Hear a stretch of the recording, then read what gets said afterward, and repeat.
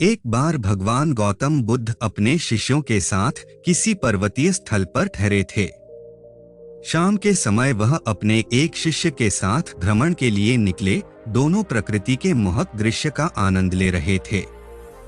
विशाल और मजबूत चट्टान को देख शिष्य के भीतर उत्सुकता जगी। उसने पूछा, इन चट्टानों में तो किसी का शासन नहीं होगा क्योंकि ये अटल, अविचल और कठोर हैं। शिष्य की बात सुनकर बुद्ध बोले कि नहीं, इन शक्तिशाली चट्टानों पर भी किसी का शासन है। लोहे के प्रहार से इन चट्टानों के भी टुकड़े टुकड़े हो जाते हैं। इस पर शिष्य बोला, तब तो लोहा सर्वशक्तिशाली हुआ। बुद्ध मुस्कुराए और बोले, नहीं, अग्नि अपने ताप से लोहे का रूप परिवर्तित कर सकती है।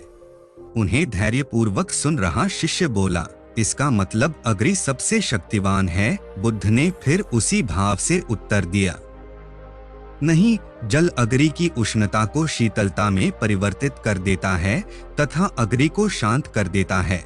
शिष्य कुछ सोचने लग गया।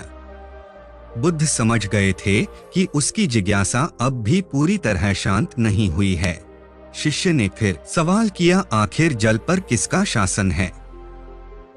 भगवान बुद्ध ने उत्तर दिया, वायु का। वायु का वेग जल की दिशा को बदल देता है। शिष्य कुछ कहता इससे पहले ही बुद्ध ने कहा कि अब तुम कहोगे पवन सबसे शक्तिशाली हुआ। नहीं, पवन सबसे शक्तिशाली नहीं है। सबसे शक्तिशाली है मनुष्य की संकल्प शक्ति, क्योंकि इसी से पृथ्वी, जल, वायु, अग्नि इत्यादि को नियंत्रित किया जा सकता है।